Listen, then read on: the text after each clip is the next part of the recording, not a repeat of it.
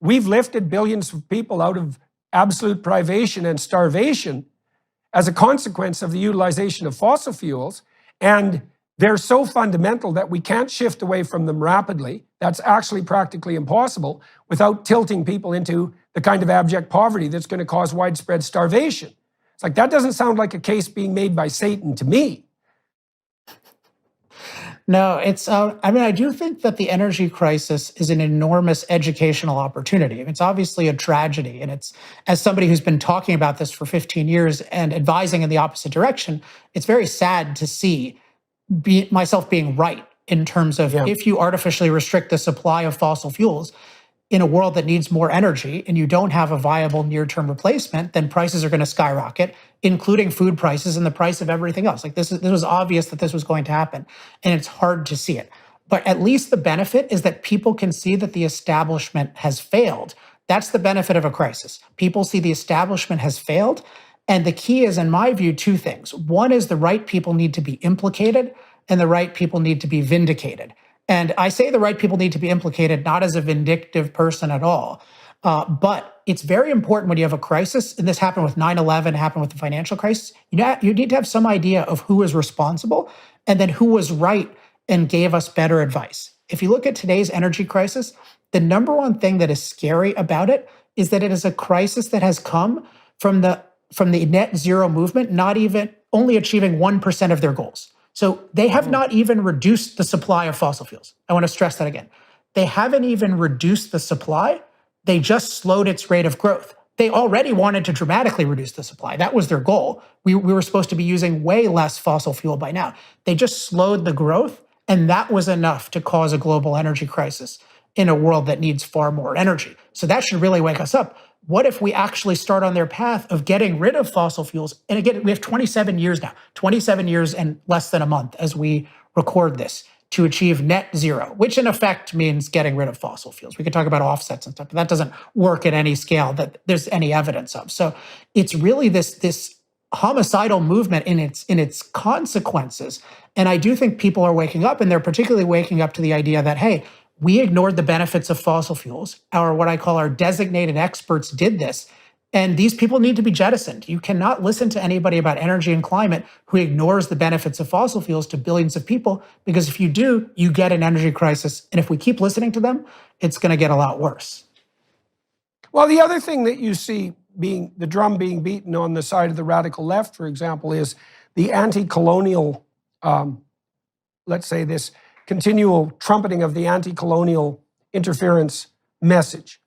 And so then I look at that and I think, well, you give the devil his due, and the fact that the world's cultures have come into contact with one another in a dramatic way in the last 300 years has produced all sorts of consequences, some positive and some negative. But on the anti-colonial front, the environmental proposition, and this is mostly coming from the radical left, is that there's no possible way that the third world inhabitants can be allowed, much less encouraged, to develop a standard of living that in any manner approximates the profligate West. Is that we're rich and, maybe we should suffer from that a bit and maybe we should pay reparations, let's say. But all those poor people who are desperately trying to clamber up the socioeconomic hierarchy so they don't die, let's make that perfectly clear. They can't be allowed to do that because their environmental footprint will immediately become so large that the planet itself will be destroyed. And so, okay, what's the consequence of that? Well, the consequences of that is that they should be poor and stay that way and should shut the hell up about it and should be happy about it. And perhaps there should be a hell of a lot fewer of them.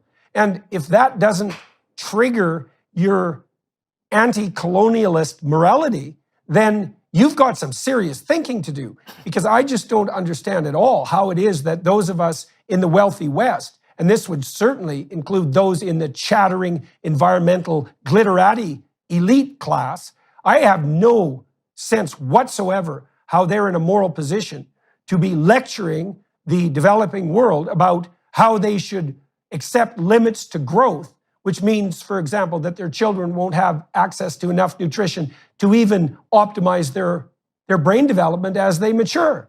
It's like, oh, that's the price those people get to pay, eh?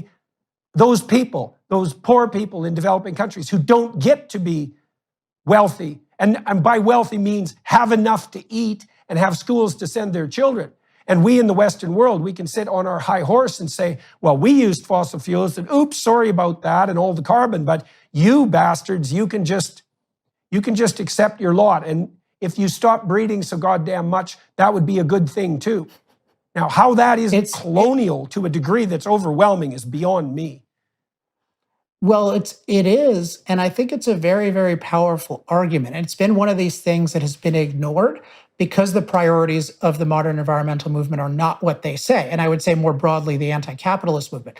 They claim to be concerned about the poor, but if you're concerned about the poor and you know that fossil-fueled productivity has brought an unprecedented number of people out of poverty in recent decades, you would think about how do we expand that? How do we replicate what happened in China, what happened in India? Some changes to it, obviously, but how do we, they use 7 times more fossil fuels compared to 40 years ago. Like it's obviously fueled their productivity and their prosperity. Why don't we do more of that? And yet there's been no attention paid in the culture to the energy poor. There's no attention paid to the fact that we have 3 billion people who use less electricity than one of our refrigerators uses. We have 1/3 of the world using wood and animal dung to heat their homes and to cook their food. And in terms of, you're mentioning wealthy people, 3/4 of the world uses an amount of energy that we would consider totally unacceptable in the US or Canada or anything resembling that. So once these facts are pointed out, it is obvious that there is a moral imperative to do at least nothing to get in the way of people using fossil fuels. At least that. And it's clear that the anti-fossil fuel movement is absolutely getting in the way. They're trying to destroy all loans to fossil fuels there. They're trying to encourage them to use things that will not actually work for them. They're trying to, for example, throughout Africa, limit oil and gas development, even though that's a huge potential source of prosperity. But they're not winning this argument once sunlight has been exposed. And I had a personal experience. I don't know if you heard about this, but the Washington Post tried to basically cancel my book.